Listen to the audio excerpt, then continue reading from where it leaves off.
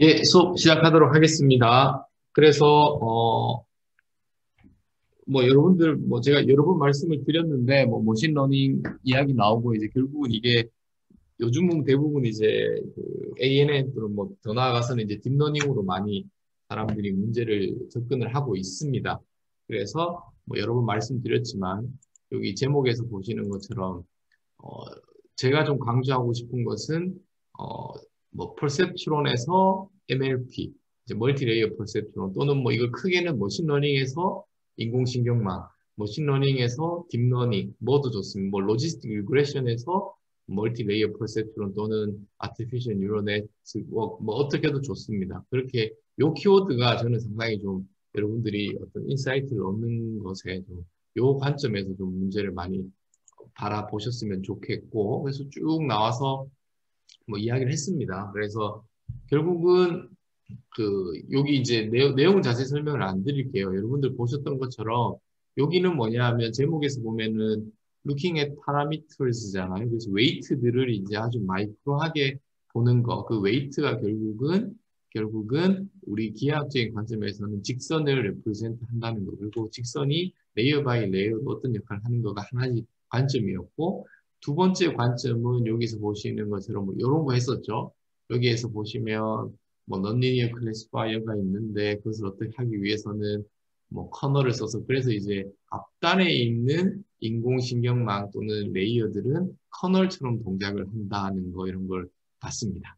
자, 그리고 나서 이제 결국 우리가 계속 웨이트를 찾아야 되는데 웨이트를 찾는 것을 학습을 한다, 트레이닝을 한다, 이런 이야기로 용어를 쓰는 거고 여러분들이 기억하셔야 될 것은 결국은 이게 옵티마이제이션 문제로 바라보고 그리고 우리가 아는 거는 제가 여러분들하고 이 수업 시간에 사용한 거는 그레디언트 디센트밖에 없습니다. 그래서 그레디언트 디센트 방법이 동작을 하는데 이러한 특정한 구조를 가지고 있으니 좀 더 좀 특화된 방법이 있지 않을까라고 하는 거가 이름으로 치면 여기서 백프로퍼게이션이 되겠습니다. 백프로퍼게이션은 여러분들이 그냥 일단 좀 이해를 하시면 가장 좋지만 기억을 하시기에는 다이나믹 프로그래밍 그 다음 이런 미분을 해야 되는데 여기 보면 체인 룰 미분을 해야 된다는 거 그렇게 해서 체인 룰을 쓰면서 그래서 뒤쪽에서부터 계산을 하는 것이 memorized recursive한 알고리즘을 구현하는 데 가장 내추럴한 방법이다라고까지 설명을 드렸습니다. 자, 그리고 나서 이제 오늘 어떻게 보면 여기서부터 시작을 할 텐데 제가 여러분들에게 커널도 이야기를 했고, 직선도 이야기를 했고, 마이크로하게, 매크로하게, 좋습니다. 다 좋은데, 이제는 그런 것들을 잊으세요. 잊으세요라는 게 까먹으라는 내용이라기보다는 그러한 개념들 위에서 이제는 여러분들이 주어진 문제를 이제 해결을 할 때 그렇게 고민을 하지 않습니다. 그렇게 고민을 하는 게 아니라 이제는 인풋이 있고 아웃풋이 있어요. 인풋의 개수가 피처가 예를 들어서 이렇게 4개였다. 그럼 인풋은 무조건 4개인 거고, 아웃풋이 이렇게 3개, 클래시피케이션 같은 경우에 3개, 만약에 클래스가 3개면, 이건 무조건 주어지는 거, 이건 기분이에요. 그리고 나서 중간에 히든 레이어를, 여기는 이제 제가 그냥 이렇게 표현했습니다. 이 경우에 예를 들어서 나는 히든 레이어를 3개를 넣겠다. 그리고 각각의 레이어마다 뉴런의 개수를 여기서는 20개, 여기는 5개, 여기는 10개 하겠다. 이거는 제가 아니면 여러분들이 주어진 문제를 풀 때 인공신경망의 스트럭처를, 구조를 디자인하는 겁니다. 디자인하는 거. 이렇게 그냥 디자인하는 거예요. 이렇게. 근데 그런 건 있어요. 레이어를 몇 개를 쓰는 것이 가장 좋은 것이며 각각의 레이어마다 몇 개의 뉴런 거기에서도 최적화가 고민이 되겠죠. 근데 그건 너무 생각하지 마세요. 일단은 우리 지금 그렇게 막 시리어스하게 이걸 지금 다루고 싶은 계획이 없기 때문에 그래서 이런 것들을 다루는 것이 이런 것들 다 하이퍼 파라미터라고 하는데 뭐 하이퍼 파라미터 옵티마이제이션 뭐 이런 내용도 있습니다. 그런 분명히 그런 것들 공부할 내용도 있지만 그건 생각하지 마시고 그냥 이렇게만 두세요. 근데 이제 그런 건 알고 있죠. 이 레이어가 깊어질수록 뭐 어떤 의미가 있는지, 각 레이어마다 뉴런의 개수가 많으면 어떤 의미가 있는지에 대한 아주 러프한 룰 오브 썸은 있어야 돼요, 여러분들이. 그건 제가 여러분들에게 충분히 설명을 드렸다고 생각을 합니다. 네. 이제 그럼 이렇게 나면 이제 이렇게 구조를 내가 그냥 손으로 그리고 이걸 가지고 파이썬이 또는 뭐 더 엄밀하게는 텐서플로우인데 뭐 파이썬이 알아 이 구조를 인식할 수 있게 우리가 코딩을 하고 그러면 여기에 해당하는 모든 웨이트들이 있을 텐데 이 웨이트들을 데이터를 통해서 학습하기 위해서 백프로포게이션을 해야 돼요. 근데 이거를 내가 백프로포게이션 하는 코딩을 하겠다가 아니라 그렇게 다 되어 있는 모듈 또는 라이브러리를 쓰겠다. 아시겠죠? 이제 그러면 원래는 여기에는 제 사실 이 텐서플로우를 써서 해야 되는데 플로우를 써야 되는데 이거는 딥러닝에 특화된 구글에서 만든 모듈 또는 라이브러리라고 생각하시면 되겠습니다. 근데 제가 이번 이 과목에서는 텐서플로우를 언급을 안 할 예정이에요. 그래서 ANN 우리는 이제 ANN만 다룰 내용인데 계획인데 ANN은 보니까 사이클런에도 있더라고요. ANN 구조를 다룰 수 있는. 근데 대부분은 사이클런을 통해서 딥러닝이나 또는 ANN을 하진 않습니다. 예. 근데 저는 텐서플로우를 이야기하지 않기 위해서 사이클런을 통해서 ANN 구조를 여러분들하고 함께 실습을 해보도록 하겠습니다. 됐죠? 그게 취지라는 거. 그럼 무슨 문제를 여러분들하고 같이 한번 예시로 풀어볼 거냐? 여러분들 좀 관심 있으신 분들을 찾아보시면 가장 유명한 것이 엠니스트 데이터셋이라는 것이에요. 여러분들 숙제에도 제가 여러분 좀 몇 번을 냈습니다. 그래서 자세히 설명은 스킵하도록 하겠습니다. 이렇게 이제 요 앞 그 단어를 써서 이제 엠니스트 단어를 쓴 거고, 그리고 우리가 볼 거는 핸드리튼 디지 데이터베이스예요. 이거에 제가 보기에 문제 이번 모티베이션은 예전에 우체국에서 집 코드, 그러니까 우편 번호를 자동으로 인식하기 위한 기기를 개발하고 싶었었던 것 같습니다. 예. 그러기 위해서 이거를 어떻게 했었냐면 이거 지금 손으로 핸드리튼 한 거죠. 이런 것들을 많은 데이터를 취합을 한 다음 어, 이제 그런 거예요. 여러분들이 머신러닝을 한다. 예를 들어서 머신러닝을 하기 위해서는 이제 이게 인풋이에요. 그리고 여러분 이건 이미지지만 여러분들 어사이먼트에서 보셨겠지만 이것은 이런 식으로 이제 그레이 스케일이면 행렬이라는 것을 알고 있습니다. 행렬이라는 것을 알고 있으니까 이거를 모르겠습니다. 예를 들어서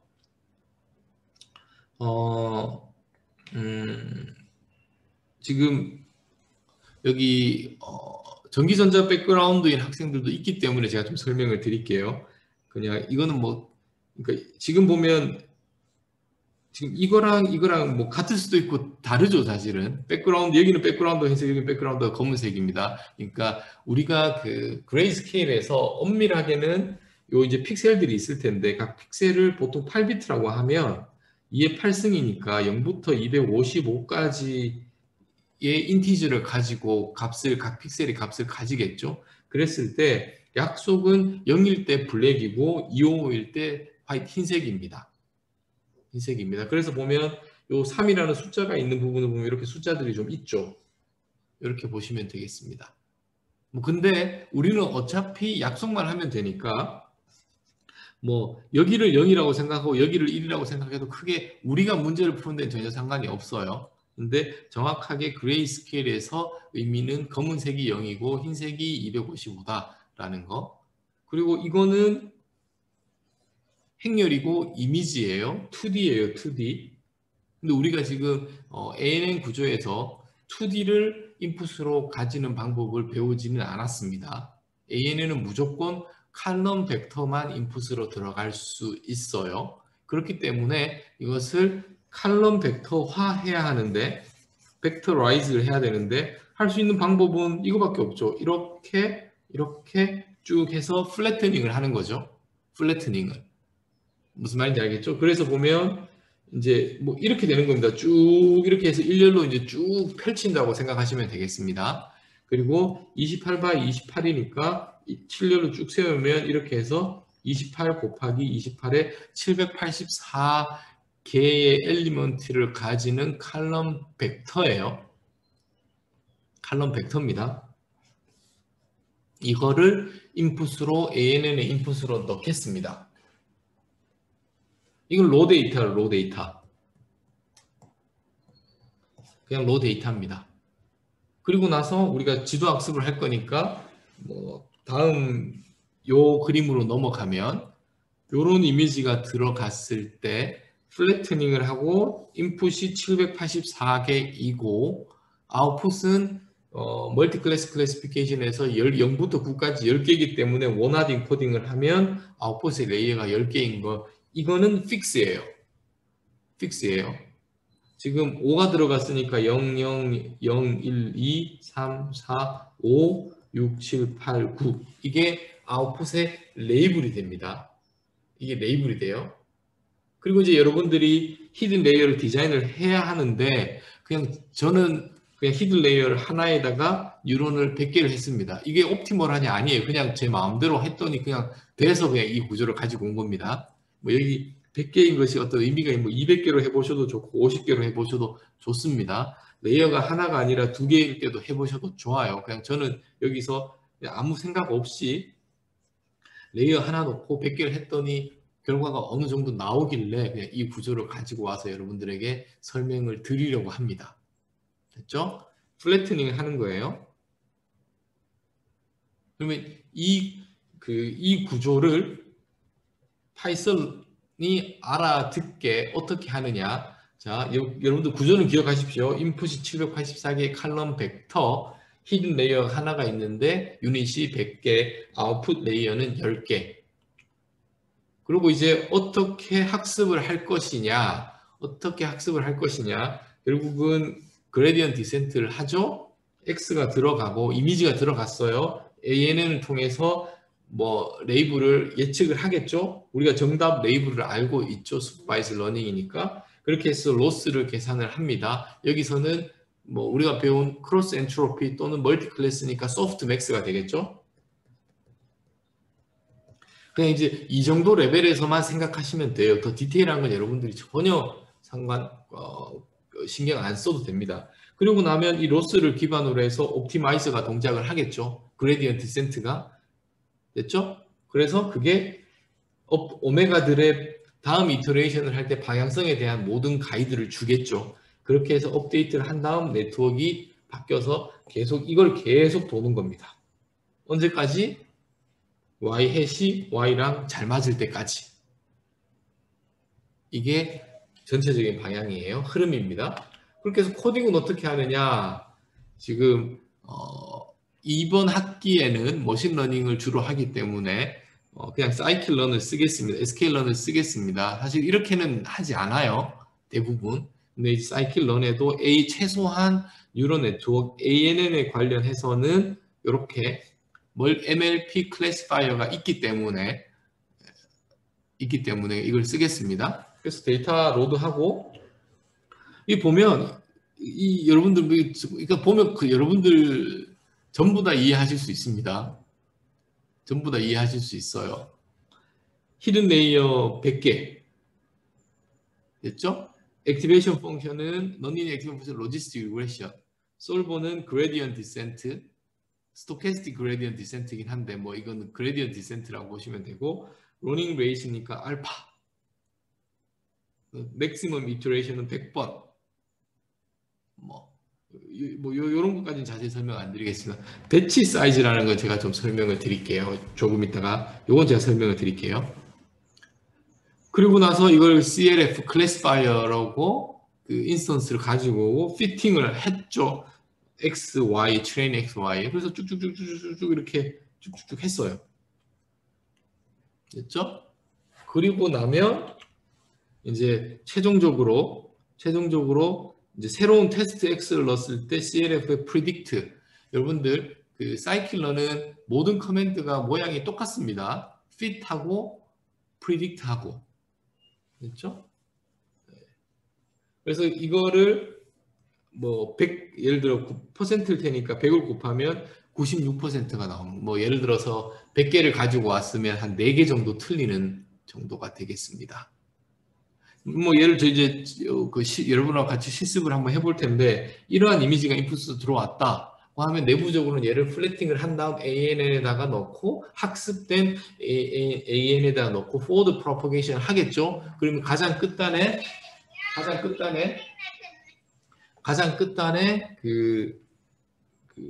잠시만요. 예. 가장 끝단에 값들이 나올 겁니다. 그 중에 제일 높은 이제 이게 뭐라고 하죠? 원하는 코딩이니까 argmax를 취해서 여기 보면은 어디 argmax가 어디 여기는 상관이 없네요. 그냥 predict를 하니까 바로 나오겠죠. 그래서 predict를 한 걸 보면 여기 predict 뭐 argmax 뭐 이런 게 있습니다. 제일 높은 값을 찾아야겠죠. 그래서 이게 7이라는 거고, 실제로 확률을 보면 여기가 0.93으로 가장 높은 것을 알 수 있습니다. 그렇게 여러분들이 AN을 구현을 하는 거예요. 자, 그러면 제가 여기서 이제 실습을 할 텐데, 실습을 하기 전에 말씀드리고 싶으냐면 머신러닝과 뭐 이렇게 ML이라고 할게요. ML과 그 딥러닝에 관한 큰 차이를 여러분들이 여기에서 제가 좀 설명을 드리고 싶은데, 이렇게 한번 해보겠습니다. 요 네 개를 여러분들이 클래시파이 하는 문제를 지금까지 배운 걸로 하면 요게 이제 뭐 요런 게 있을 텐데, 첫 번째 스텝이 뭘까요? 첫 번째 스텝.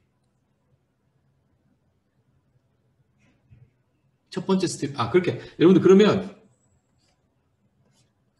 0하고 1만 있다고 치죠. 그냥 바이너리 클래시피케이션이라고 치겠습니다. 문제를 MNIST 데이터셋에서 0과 1만 있는 문제라고 치죠. 그러면 이 두 개를 클래시파이 하기 위해서 머신러닝에서 배운 것으로 여러분들이 생각해 보시면, 여러분들 이 관련된 숙제를 제가 여러 번 냈습니다. 첫 번째 스텝이 뭘까요? 뭘 해야 되죠?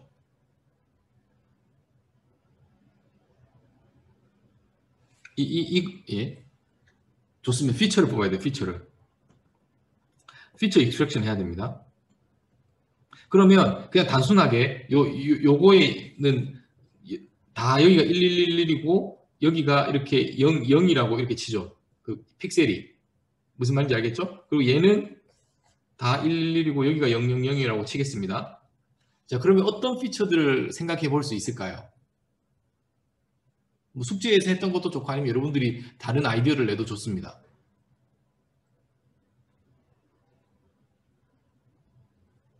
어떤 피처를 뽑을 수 있을까요? 이게 이제 고민스러운 거죠. 우리가 이제 고민을 해야 되는 겁니다.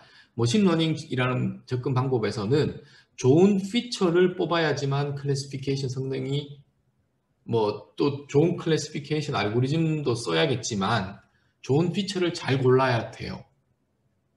뭐 예를 들어서 우리 숙제에서 나왔던 것처럼 여기 있는 픽셀 값을 모두 더한다 고 하면 뭐 숫자가 하나 나올 수 있겠죠. 뭐 또는 뭐 이렇게 하겠습니다. 뭐 여기서 이렇게 중간에다가 이렇게 그어요. 그래서 뭐 값이 뭐 111이었다가 0이었다가 111이었다가 0이었다가 112, 뭐 이렇게 값이 변하는 것들을 카운트한다든지. 그럼 이거는 뭐 1이었다가 0이었다가 1. 뭐 카운트를 해서 뭐 이런 것도 피처가 될 수 있겠죠.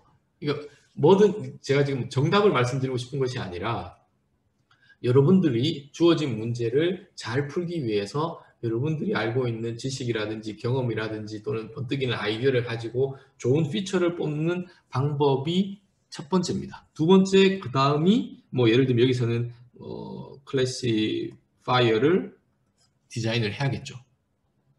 뭐 배운 뭐 SVM이 됐든 로지스틱 리그레션이 됐든 뭐 퍼셉션이 됐든 뭐가 됐든 이게 머신러닝 쪽으로 문제를 바라보고 접근을 하는 것이고, 지금 반면에 이쪽은 뭐냐 하면 피처 익스트랙션을 제가 그냥 로 데이터를 넣었잖아요. 그리고 거기에 해당하는 최종 레이블을 달았죠. 그리고 여기에 있는 오메가를 학습하는 겁니다. 피처 익스트랙션의 단계는 어떻게 보면, 그러니까 여기서 말을 잘, 피처 익스트랙션이 제가 봤는데 여기에서 피처 익스트랙션이 일어나죠. 일어나는데 제가 하지 않는 거죠. 피처 익스트랙션을 데이터를 기반으로 ANN이 아니면 딥러닝이 해주고 있는 겁니다. 제가 하는 게 아니라. 그러니까 지금 1번, 여기서 보는 1번과 2번이 동시에 데이터를 기반으로 동시에 진행되고 있다는 것가 가장 큰 차이점이에요. 가장 큰 차이점입니다. 그러니까 여기에서는 피처 익스트랙션을 제가 고민할 필요가 없어요. 자, 그러면 제가 질문 드릴게요. 머신러닝이 좋은 건가요? 딥러닝이 좋은 건가요? 정말 이건 아빠가 좋니 엄마가 좋니와 같은 질문인데 여러분들이 보시기에 머신러닝이 좋은 것 같습니까? 딥러닝이 좋은 것 같습니까? 뭐 이건 정답이 있는 게 아니라 여러분들이 그냥 느낌을, 제가 의견을 그냥 구하는 겁니다.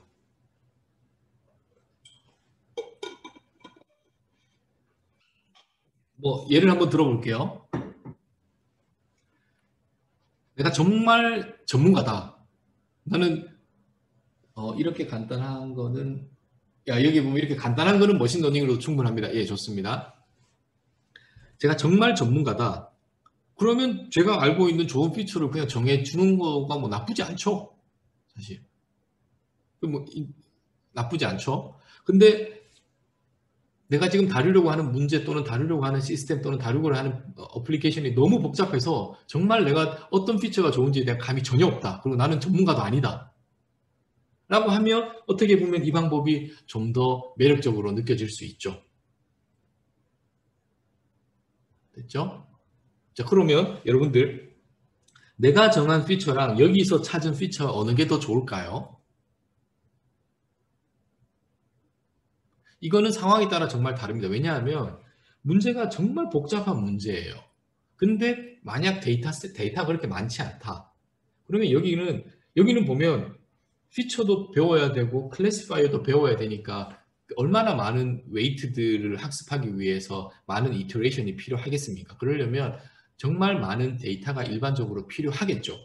이러한 이유에서 딥러닝은 기본적으로는 머신러닝보다 데이터를 더 많이 요구합니다.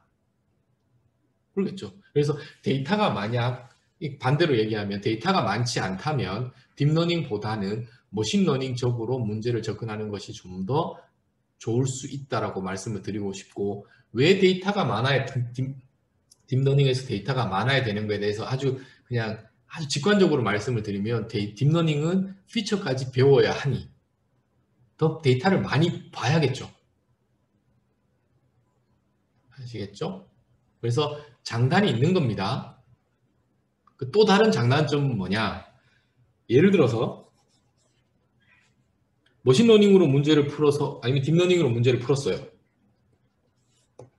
근데 결과가 좀 좋지 않아요. 둘 다. 결과가 좋지 않았습니다. 그러면 제가 어디 성능을 개선하고 싶고 디버깅을 하고 싶죠. 디버깅을. 그러면 제가 여기서 해볼 수 있는 것이 뭐 다른 클래시파이어를 한다든지 아니면 제가 피처를 제가 디자인을 했으니까 좋은 피처가 아닌가? 다른 피처를 한번 써볼까? 뭐 피처들을 뭐 클래스마다 플랫을 해본다든지 뭐 이런 작업들을 제가 할 수 있겠죠. 여기는. 근데 이쪽은 여러분들 여기에 오메가들이 있습니다. 제가 그 ANN에서 오메가들을 플랫하는 걸 보여드렸어요. 그런데 여기가 뭐를 784고 여기가 100개예요. 오메가는 다 알고 있습니다. 이걸 플랫한다고 우리가 그 인간이 이걸 해석할 수 없어요. 오메가들은 다 값은 학습을 통해서 주어졌지만, 그래서 우리가 일반적으로 여기를 블랙박스라고 합니다. 오메가의 값들은 알지만 블랙박스예요. 내부가 보이지 않아요. 그래서 이렇게 블랙박스가 있는 거고 그냥 인풋과 아웃풋 간의 관계만 우리가 지어주는 것이고 그 관계를 찾기 위해서 ANN이 블랙박스처럼 동작을 하는 겁니다. 그러면 여기서 만약 성능이 좋지 않다라고 하면 우리가 할 수 있는 건 뭐냐? 구조를 바꾸거나 데이터를 더 늘리거나 그냥 리셋하고 다시 학습하는 거예요. 방법이 없어요. 이런 의미에서는 엔지니어링 관점에서 봤을 때는 또 뭐 요즘 뭐 인공신경망, 딥러닝 이야기를 많이 하지만 분명히 제가 말씀드리고 싶은 것은 여러분들이 이제 배우는 입장에서 장단점을 명확하게 이해를 하시고 여러분들이 문제 프로블럼 솔빙을 할 때 어떠한 방법론을 쓰겠다는 것을 좀 고민을 해 주셨으면 합니다. 이제 그 얘기를 좀 하고 싶었고 그러고 나서 이제 실습을 한번 해볼게요.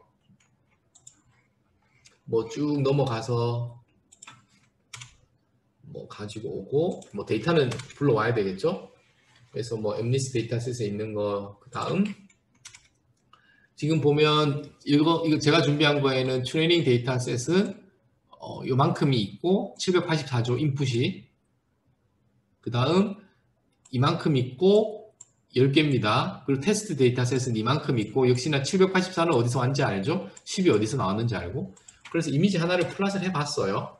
뭐 아무 랜덤 뭐 5번째를 이렇게 쭉 보면 여기는 0이 많고 0.5 이런 걸 보면 여기서 다시 돌아가서 엠니스 데이터셋에서 우리가 여기에서 보면은 제가 0에서 255라고 했잖아요. 근데 엠니스트 데이터셋은 이것은 노멀라이징을 해서 0과 1 사이로 컨버팅을 해서 데이터셋으로 저장을 했네요. 그것을 여러분들이 확인하실 수 있습니다. 그래서 엠니스트 데이터셋은 픽셀 값이 0에서 1인 거예요. 넘어가고 그 다음 쭉 가서 뭐 쉐입은 784 그럼 우리가 이제 이렇게 리쉐입을 해서 28바 28로 리쉐입을 하고 얘를 해서 많죠? 플러스를 해보면 8이죠? 그리고 이거에 대한 이게 8인데 잠시만요. 5가 이미지가 왜 원하는 코딩 이렇게 되죠? 다시 잠시만요. 이렇게 가지고 오고 1이고 그러니까 1 맞죠? 이게 1이니까 0, 1입니다. 그러면 다른 걸 한번 볼게요. 얘를 뭐 6으로 한번 해보겠습니다. 6으로 하고 같은 것 같은데 얘를 뿌려보면 이런 숫자가 왔고 얘를 6으로 하면 얘가 6이니까 여기가 6이라서 6이 아니라 6번째인데 우연히 이게 6이었습니다. 그래서 0, 1, 2, 3, 4, 5, 6이라서 1인 거예요. 그리고 얘를 원하는 코딩을 하면 6이 됩니다. 자, 그리고 나서 이제 사이클런을 쓸 텐데 여기서 보시면 뭐 그냥 거의 뭐 있는 거 그냥 이렇게 실행하시면 돼요. 그리고 또 가지고 오고 이런 거 있고 쭉 간 다음에 이제 요게 답니다. 요게 뭐 좀 더 깔끔하게는 뭐 이렇게 볼게요. 보고 띄우고 배치 사이즈를 제가 설명을 안 드렸는데 다시 돌아가서 설명을 드릴게요. 일단은 그래서 이렇게 학습을 하고 피팅을 하는 겁니다. 그럼 지금 이제 계속 이터레이션을 돌고 있어요. 그리고 여기 나온 김에 여기에 보면은 저기 뭐 애덤이라는 것이 있는데 그냥 옵티마이제이션 함에 있어서 그레디언트 디센트 계열인데 좀 더 어드밴스드한 거라고 생각하시면 됩니다. 그래서 너무 시리어스하게 생각하지 마시고 뭐 액티베이션은 뭐 시그모이드를 쓰지 않고 여기서 또 렐루라는 걸 썼다는 거 뭐 이것도 상관없어요. 뭐 다양한 것들이 있으니까 그래서 여러분들이 이런 옵션들이 있어요. 뭐 이런 것들 어떻게 하는지를 뭐 좀 보시면 될 것 같고 그 다음 이밸류에이션을 했더니 뭐 98% 그래서 이제 테스트로 랜덤하게 가지고 왔었어야 되는데 뭐 예를 들어 3으로 하면 다 1이죠. 여기를 10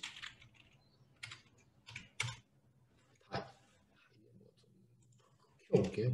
1000에다가 1000번째 왜 다 1이죠? 1이 맞네요. 프리딕트 되고 테스트 1이 아닌 거가 뭐 좀 나왔으면 좋겠는데 왜 그러죠? 이렇게 많지 않던데 예를 들어서 50에 여기를 안 바꿨네요.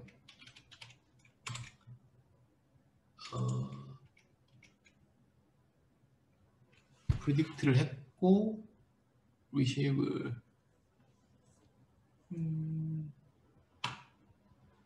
사이산 여기가 잘못됐다고 하네요. 잠시만요. 다시 여기를 2로 하고 테스트 X를 가지고 오는데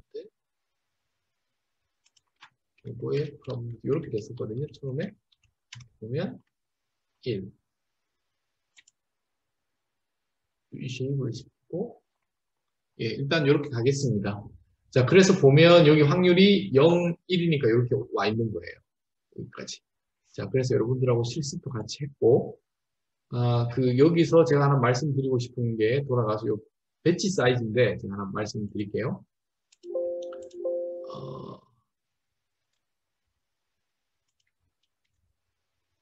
여기서 배치 사이즈를 말씀을 드려야 되는데 이걸 보겠습니다. 여기 X를 처음에 넣을 때 그리고 Y가 있어요. 뭐 예를 들어 우리가 그 데이터셋이 1000개가 있었다고 하겠습니다. 뭐 10,000개가 있었다고 치죠. 그러면 우리가 배운 그레디언트 디센트라는 것이 그레디언트 디센트. X를 여기에 몇 개를 가지고 오나요? 그레디언트 디센트 방법을 쓸 때 트레이닝 데이터셋이 10,000개다. 그럼 어떻게 가지고 오나요?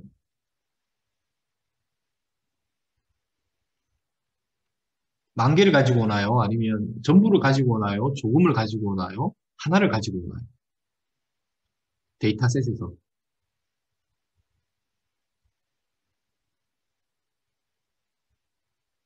몇 개를 가지고 오죠? 그레디언트 디센트를 잘 생각해 보시면 이 플로우에서는 이터레이션을 할 때 10,000개를 다 가지고 옵니다. 그럼 데이터가 엄청 많겠죠. 너무 커서 부담스러울 겁니다, 아마.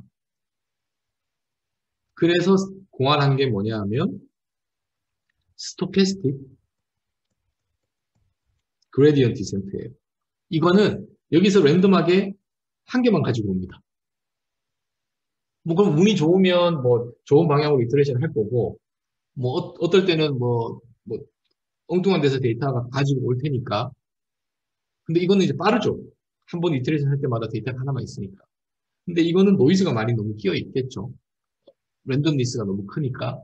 그래서 전체를 다 가지고 오면 제일 좋은데 너무 느릴 것 같고 계산량이 많으니까 하나를 가지고 오면 랜덤하게 하나를 가지고 오는 거예요. 랜덤. 그러면 너무 그러니까 빠르긴 한데 너무 어설프티가 이터레이션마다 너무 그 포인트를 어떻게 가지고 오느냐에 따라 디펜던트 할 것 같고 그래서 나온 게 미니 배치. 그러니까 적당하게 뭐 예를 들어서 50개를 가지고 오는 거죠. 이 중에서 뭐 100개가 됐든 50개가 됐든 이건 내가 배치 사이즈는 제가 정해주는 건데 적당한 개수, 속도도 있으면서 어느 정도의 랜덤리스도 좀 줄여줄 수 있는 정도의 배치 사이즈를 가지고 와서 계산을 하는 거예요. 뭐 50개, 100개 이렇게 되겠습니다. 그래서 요거를 미니 배치 그레디언트 디센트라고 합니다. 그 이야기가 코딩에서 보면 여기에 나와 있어요. 배치 사이즈를 50개로 하겠다. 그리고 액티베이션 펌 여기서는 뭐 여러분 찾아보시면 되고 솔버는 어떤 것들이 있는지 찾아보시면 됩니다. 아시겠죠? 자, 그러고 나서 이제 그래서 ANN 구조는 다 넘어갔어요. 이제는 요런 걸 가지고 여러분들이 이제 그 라벨이 주어져 있는 다양한 클래시피케이션 문제 이 ANN 구조를 리그레션도 할 수 있습니다. 리그레션도 할 수 있어요. 리그레션을 하면 여기서 리그레션 할 때 여기를 크로스 엔트로피가 아니라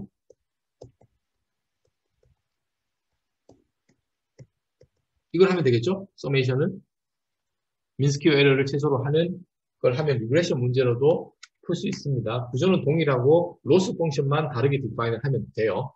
자, 그래서 ANN 구조를 가지고 클래시피케이션과 리그레션 문제를 다루어 보았습니다.